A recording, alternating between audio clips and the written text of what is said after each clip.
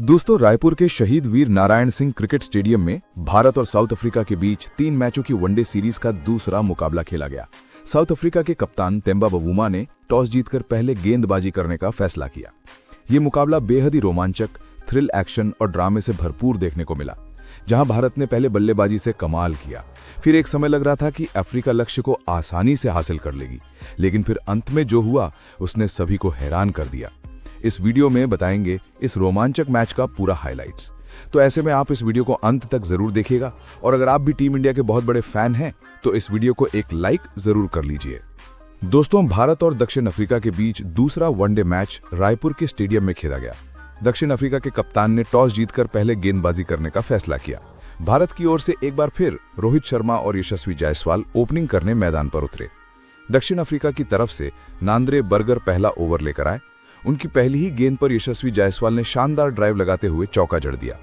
Over की आखिरी गेंद पर भी वे कवर ड्राइव लगाने गए, लेकिन गेंद उनके बैट के अंदरूनी किनारे से लगकर फाइन लेग में 4 रन के लिए चली गई। लेकिन इसके बाद अगले 3 ओवर तक कोई बाउंड्री नहीं आई। दोनों बल्लेबाज संभल कर खेलते रहे। फिर 5वें ओवर में रोहित शर्मा ने अपने हाथ खोलते हुए नांद्रे बर्गर की पहली गेंद को उन्होंने स्लिप के बीच से निकालते हुए चौके में तब्दील कर दिया। दूसरी गेंद पर उन्होंने बेहतरीन फ्लिक खेलकर मिड विकेट की दिशा में एक और चौका लगाया। तीसरी गेंद पर भी उनके बैट का एज लगा और गेंद चौके के लिए चली गई। एक ही ओवर में रोहित के बल्ले से लगातार 3 चौके निकले, लेकिन उसी ओवर की 5वीं गेंद पर नांद्रे बर्गर ने स्लिप के हाथों रोहित को कैच आउट करवा दिया। अंपायर ने उन्हें नॉट आउट दिया। दक्षिण अफ्रीका ने तुरंत डीआरएस लिया और यह फैसला उनके पक्ष में गया, क्योंकि गेंद रोहित के बल्ले के बाहरी किनारे से लगकर सीधा विकेट कीपर के हाथों में चली गई थी। रोहित शर्मा 8 गेंदों में 14 रन बनाए। अब विराट कोहली बल्लेबाजी करने आए। उन्होंने जबरदस्त चौका लगाकर रन बनाना शुरू किया, जिससे भारतीय पारी को थोड़ा रफ्तार मिली। अगले ही ओवर में यशस्वी जायसवाल ने भी नांद्रे बर्गर की गेंद पर बेहतरीन पुल शॉट लगाते हुए छक्का मारा। 7 ओवर में भारत का स्कोर 50 रन पर पहुंच गया। 8वें ओवर में मार्को यानसेन की गेंद को विराट कोहली ने फ्लिक करते हुए मिड विकेट बाउंड्री पार भेजा और चौका हासिल किया। लेकिन 10वें ओवर में यशस्वी जायसवाल छक्का लगाने के चक्कर में अपना विकेट गंवा बैठे। मार्को यानसेन की एक छोटी गेंद को उन्होंने पुल करने की कोशिश की, पर गेंद उनके बल्ले पर ठीक से टाइम नहीं हुई और फील्डर ने आसान कैच पकड़ लिया। जायसवाल 22 रन बनाकर आउट हुए और 62 के स्कोर पर भारत का दूसरा विकेट गिरा। इसके बाद ऋतुराज गायकवाड़ बल्लेबाजी करने आए। यानसेन ने उन्हें पहली ही गेंद काट डाली। गेंद गायकवाड़ के ग्लव से लगकर विकेट कीपर के ऊपर से निकलते हुए 4 रन के लिए चली गई। 10 ओवर खत्म होने तक भारत का स्कोर 66 रन पर 2 विकेट था। 11वें ओवर में दक्षिण अफ्रीका ने स्पिनर केशव महाराज को गेंदबाजी पर लगाया। सामने ऋतुराज गायकवाड़ थे, जिन्होंने आते ही स्वीप शॉट खेलकर शानदार चौका जड़ दिया। गायकवाड़ का आत्मविश्वास बढ़ चुका था।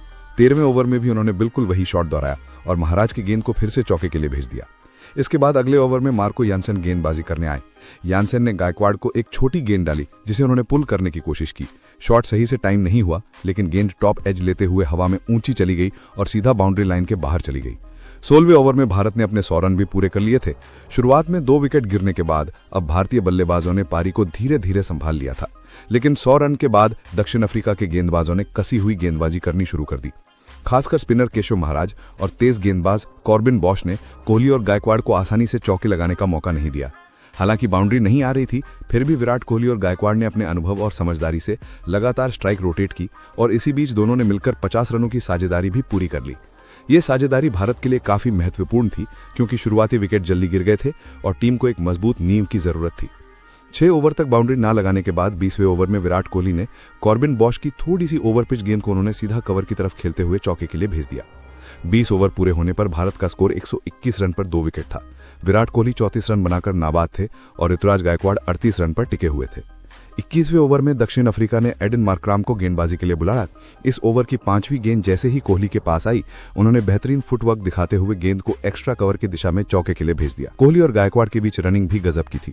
दोनों तेजी से विकेटों के बीच दौड़ रहे थे और हर रन का पूरा फायदा उठा रहे थे। 24वें ओवर में फिर मार्कराम गेंदबाजी करने आए। इस बार गायकवाड़ ने उनकी गेंद को कवर की दिशा में बेहतरीन टाइमिंग के साथ चौके के लिए भेज दिया।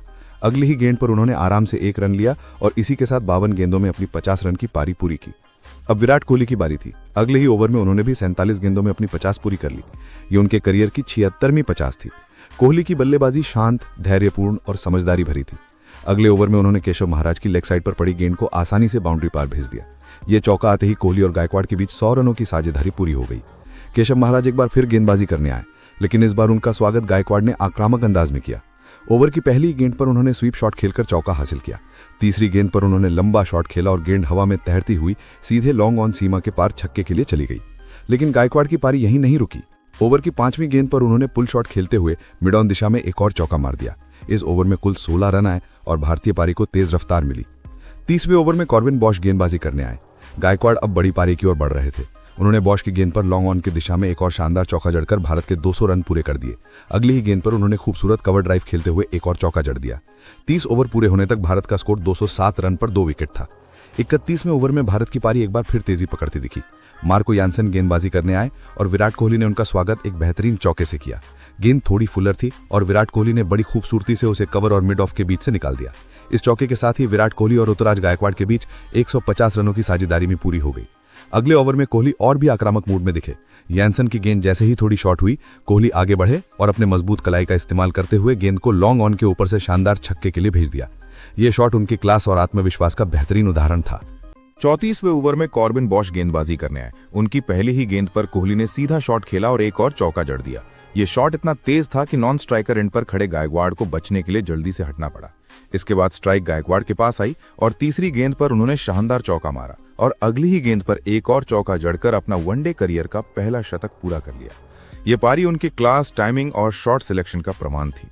35वें ओवर में भारत के 250 रन भी पूरे हो गए, लेकिन 36वें ओवर में गायकवाड़ की शानदार पारी का अंत हो गया। यानसेन गेंदबाजी करने आए थे और उन्होंने एक धीमी बाउंसर फेंकी। गायकवाड़ इसे पुल करना चाहते थे, लेकिन गेंद उनकी उम्मीद से काफी धीमी थी और वे टाइम नहीं कर पाए। गेंद ऊंची उठी और बाउंड्री लाइन के पास टोनी डी जॉर्ज ने शानदार कैच पकड़ लिया। इस तरह ऋतुराज गायकवाड़ 83 गेंदों में 105 रन बनाकर आउट हुए। उनकी इस पारी में 12 चौके और 2 छक्के शामिल थे। अब नंबर 5 पर बल्लेबाजी करने कप्तान केएल राहुल आए। राहुल ने आते ही आत्मविश्वास दिखाया। जैसे ही केशव महाराज की गेंद थोड़ी फुल हुई, उन्होंने मिड विकेट की दिशा में शानदार चौका जड़कर अपनी मौजूदगी दर्ज कराई। राहुल का टाइमिंग शुरू से अच्छा दिख रहा था। इसके बाद यानसेन की गेंद पर राहुल ने एक शानदार शॉट खेला। गेंद मिड ऑफ की दिशा में गई और सीधे 6 के लिए बाउंड्री के बाहर गिरी। राहुल ने सिर्फ कुछ गेंदों में अपनी लय हासिल कर ली थी। इसी ओवर में विराट कोहली ने भी सिंगल लेकर अपना शतक पूरा किया। ये शतक उनके वनडे करियर का 53वां शतक और अंतर्राष्ट्रीय क्रिकेट में उनका 84वां शतक था। राहुल भी शानदार लय में थे। उन्होंने मार्करम की गेंद पर स्कूप शॉट खेलकर चौका जड़ा और भारतीय रन गति को आगे बढ़ाया।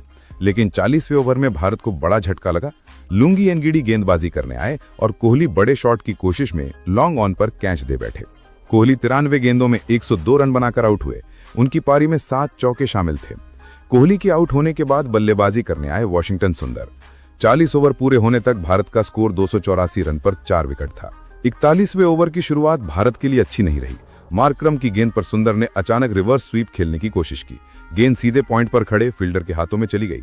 ये गेंद बिल्कुल भी रन के लायक नहीं थी, फिर भी सुंदर दौड़ पड़े। दूसरी ओर केएल राहुल ने तुरंत उन्हें वापस लौटा दिया, क्योंकि रन का कोई मौका नहीं था। सुंदर वापस मुड़े, लेकिन तब तक देर हो चुकी थी। फील्डर ने गेंद स्टंप्स पर मार दी और सुंदर रन आउट हो गए। उन्होंने 8 गेंदें खेली, लेकिन केवल 1 रन ही बना पाए। उनके बाद रविंद्र जडेजा बल्लेबाजी करने आए। अब भारत को पारी संभालने की जरूरत थी। जडेजा और राहुल ने पहले कुछ गेंदें समझदारी से खेली। दोनों ने जोखिम कम लिया और स्ट्राइक रोटेट करते हुए रन जोड़ते रहे। बीच बीच में जडेजा ने खूबसूरत टाइमिंग के साथ कुछ चौके भी लगाए, जबकि राहुल अपनी बेहतरीन लय में नजर आ रहे थे। 45 ओवर पूरे होते होते भारत का स्कोर 315 रन के पार पहुंच गया था और स्थिति एक बार फिर मजबूत लग रही थी। अफ्रीका के फील्डर ब्रिड्जकी ने केएल राहुल का बेहद आसान कैच छोड़ दिया। ये कैच मैच का टर्निंग पॉइंट साबित हो सकता था। राहुल ने इस मौके का पूरा फायदा उठाया। अगले ही ओवर में उन्होंने तेजी से बल्लेबाजी करते हुए 33 गेंदों में अपनी 50 पूरी कर ली। ये उनकी लगातार दूसरी अर्धशतक थी। हालांकि पिछले 3 ओवरों में भारत कोई भी बाउंड्री नहीं लगा पाया था। स्कोर तेजी से आगे नहीं बढ़ रहा था और केवल 2 ही ओवर बचे थे। 49वें ओवर में लुंगी एनगिडी ने शानदार गेंदबाजी की। उन्होंने यॉर्कर और स्लोवर गेंदों का अच्छा मिश्रण रखा और भारत सिर्फ 4 रन ही बना पाया। ऐसा लगने लगा कि भारत 350 के आसपास तो पहुंच जाएगा, लेकिन उससे आगे नहीं जा पाएगा। लेकिन फिर आया आखिरी ओवर और यहीं से खेल बदल गया। कॉर्बिन बॉश 35 ओवर लेकर आए। उनकी दूसरी गेंद थोड़ी फुल थी और केएल राहुल ने बिना किसी हिचकिचाहट के मिड ऑफ के ऊपर से बेहतरीन चौका जड़ दिया। यह शॉट पारी को नई ऊर्जा दे गया। चौथी गेंद पर भी राहुल ने बिल्कुल वैसा ही शॉट खेला, एक और चौका, और भारत तेजी से ऊपर बढ़ गया। अब पारी में कुछ ही गेंदें बची थीं। 5वीं गेंद पर राहुल ने स्लॉग स्वीप खेला। गेंद हवा में उछली और स्क्वायर लेग बाउंड्री के बाहर 6 के लिए जा गिरी।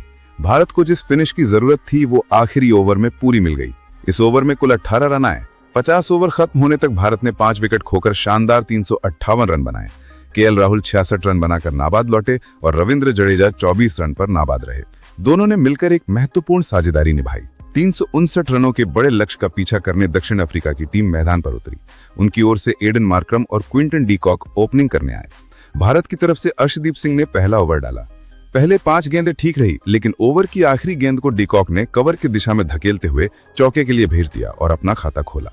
दूसरा ओवर हर्षित राणा लेकर आए, लेकिन ये ओवर भारत के लिए महंगा साबित हुआ। मार्क्रम पूरे आत्मविश्वास के साथ खेले और उन्होंने इस ओवर में 3 शानदार चौके लगाए। सिर्फ 6 गेंदों में दक्षिण अफ्रीका के खाते में 13 रन जुड़ गए। तीसरा और चौथा ओवर भारतीय गेंदबाजों ने बेहतरीन तरीके से फेंके। दोनों ओवर मिलाकर केवल 7 रन आए और रन गति को थोड़ा रोका गया। लेकिन फिर 5वें ओवर में भारत को पहली सफलता मिली। अर्शदीप सिंह की फुल लेंथ गेंद पर डीकॉक बड़ा शॉट खेलने गए। उनका बैट घूमा, लेकिन गेंद सही से नहीं लगी और ऊंची उठकर हवा में चली गई। गेंद का लीडिंग एज लगा था और वॉशिंगटन सुंदर ने कोई गलती न करते हुए कैच पकड़ लिया। इस तरह डीकॉक सिर्फ 8 रन बनाकर आउट हुए और दक्षिण अफ्रीका का पहला विकेट 26 के स्कोर पर गिरा। डीकॉक के आउट होने के बाद कप्तान तेम्बा बावुमा बल्लेबाजी करने आए। भारतीय गेंदबाजों ने उन पर तुरंत दबाव बनाना शुरू किया। हर्षित राणा और अर्शदीप ने अपनी लाइन लेंथ बेहतरीन रखी और अगले कुछ ओवरों में दक्षिण अफ्रीका को खुलकर खेलने का मौका नहीं दिया।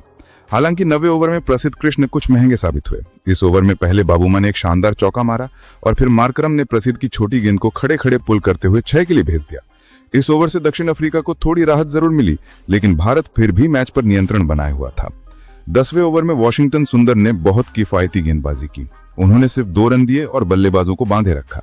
शानदार लाइन लेंथ के कारण दक्षिण अफ्रीकी बल्लेबाज खुलकर शॉट नहीं खेल पाए। पहले 10 ओवर खत्म होने तक दक्षिण अफ्रीका का स्कोर 51 रन पर 1 विकेट था। भारत ने शुरुआत में अच्छी गेंदबाजी की, जबकि दक्षिण अफ्रीका सावधानी से पारी आगे बढ़ाने की कोशिश कर रहा था। पहले विकेट के गिरने के बाद एडन मार्क्रम और कप्तान तेम्बा बावुमा ने दक्षिण अफ्रीका की पारी को बहुत अच्छी तरह संभाल लिया। दोनों बल्लेबाज अब धैर्य के साथ खेलते रहे और हर ओवर में कम से कम 1 बाउंड्री निकालकर रन गति बनाए रखी।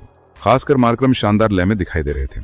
उनके शॉट्स में आत्मविश्वास साफ दिख रहा था और वो भारतीय गेंदबाजों पर दबाव बनाने लगे। भारत ने विकेट की तलाश में अपने दोनों स्पिनर कुलदीप यादव और रविंद्र जडेजा को गेंदबाजी पर लगाया, लेकिन दोनों के अच्छे गेंदबाजी करने के बावजूद दक्षिण अफ्रीका की ये जोड़ी टूटने का नाम नहीं ले रही थी। मार्क्रम और बावुमा बिना कोई जोखिम उठाए पारी आगे बढ़ाते रहे। 16वें ओवर में मार्क्रम ने अपनी 50 पूरी की। ये पारी अभी तक बेहद नियंत्रित और सुंदर शॉट से भरी हुई थी। भारत को विकेट की सख्त जरूरत थी, लेकिन मौका मिल नहीं रहा था। फिर 18वें ओवर में कुलदीप यादव की गेंद पर बड़ा अवसर आया। कुलदीप ने एक शॉर्ट गेंद डाली जिसे मार्क्रम ने पुल करने की कोशिश की, लेकिन वे गेंद को ठीक से टाइम नहीं कर पाए। गेंद ऊंची उठी और सीधे लॉन्ग ऑन की दिशा में गई, जहां यशस्वी जायसवाल तैनात थे। यह कैच बिल्कुल आसान था और भारत इस साझेदारी को वहीं तोड़ सकता था, लेकिन जायसवाल ने खुद को सही पोजीशन में नहीं रखा और गेंद उनके हाथों से फिसलकर बाउंड्री के पार जाकर 6 रन बन गई। टीम इंडिया बेहद निराश नजर आई, क्योंकि ये दक्षिण अफ्रीका की पारी में ब्रेक डालने का सुनहरा मौका था। कुलदीप के अगले ओवर में भी एक मौका बना। इस बार गेंद फिर लॉन्ग ऑन की ओर गई और तिलक वर्मा ने शानदार प्रयास किया। वो उछलकर गेंद को पकड़ने में सफल हुए, लेकिन उनका संतुलन बाउंड्री लाइन के बाहर जाने वाला था, इसलिए उन्होंने जमीन छूने से पहले गेंद को हवा में छोड़ दिया। हालांकि ये कैच पूरा नहीं हो पाया, लेकिन तिलक ने शानदार फील्डिंग दिखाते हुए दक्षिण अफ्रीका के 5 रन बचा लिए। ये प्रयास मैदान पर मौजूद खिलाड़ियों में जोश भरने वाला था। 20 ओवर पूरे होने तक दक्षिण अफ्रीका ने मजबूत स्थिति बना ली थी। स्कोर था 118 रन पर 1 विकेट। मार्क्रम 64 रन बनाकर डटे हुए थे और कप्तान बावुमा 40 रन पर खेल रहे थे। दोनों बल्लेबाजों ने भारत की गेंदबाजी पर दबाव बनाए रखा और पारी को एक मजबूत दिशा में आगे बढ़ाया। प्रसिद्ध कृष्णा गेंदबाजी करने आए और उन्होंने कप्तान तेम्बा बावुमा को शॉर्ट गेंदों से परेशान करने की कोशिश की। बावुमा शुरुआत में इन गेंदों के लिए पूरी तरह तैयार दिखे। ओवर की चौथी गेंद जैसे ही शॉट पड़ी, बावुमा पीछे हटे और शानदार पुल शॉट खेलते हुए गेंद को सीधा बाउंड्री लाइन के पार के लिए भेज दिया।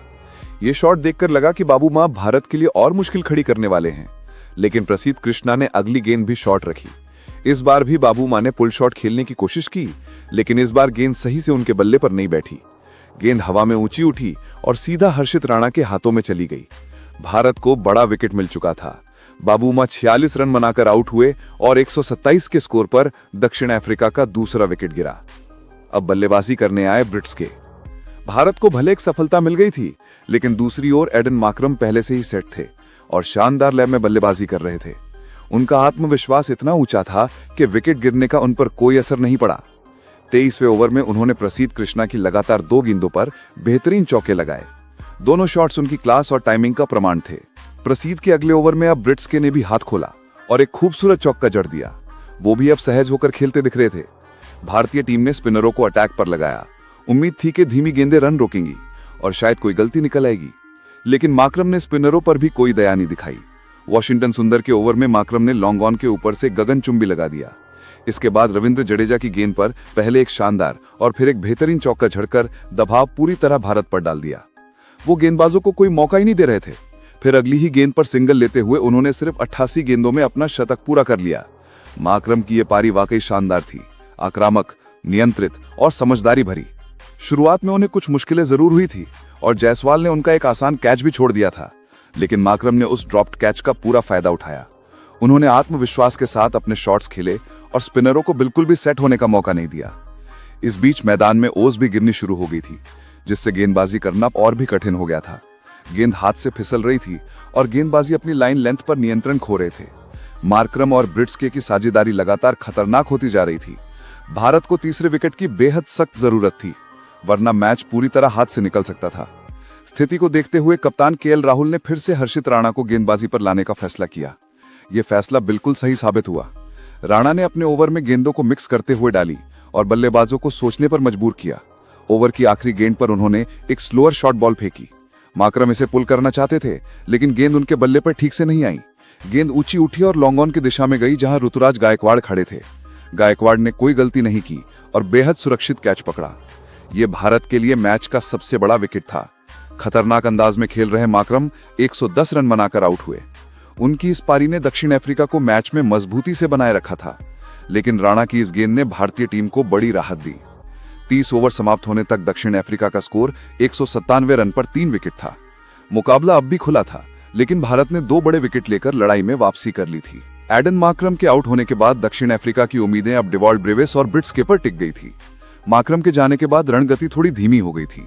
भारतीय गेंदबाजों ने अच्छी लाइन लेंथ रखते हुए अगले 2 ओवरों में कोई भी बाउंड्री नहीं लगने दी, लेकिन 33वें ओवर में ब्रेविस ने इंतजार खत्म किया और कुलदीप यादव की गेंद पर शानदार स्ट्रीट 6 जड़कर दबाव कम किया।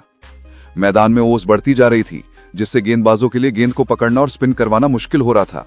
इसके बावजूद भारतीय गेंदबाज पूरी कोशिश कर रहे थे कि रणगति पर नियंत्रण रखा जाए, लेकिन दूसरी ओर ब्रिट्सके और ब्रेविस भी हर ओवर में एक न एक बाउंड्री निकालकर साझेदारी को मजबूत बनाते जा रहे थे। 37वें ओवर में प्रसीद कृष्णा को फिर से झटका लगा। ब्रेविस ने उनकी गेंद पर सीधा जमीन के ऊपर से एक और शानदार 6 मारा।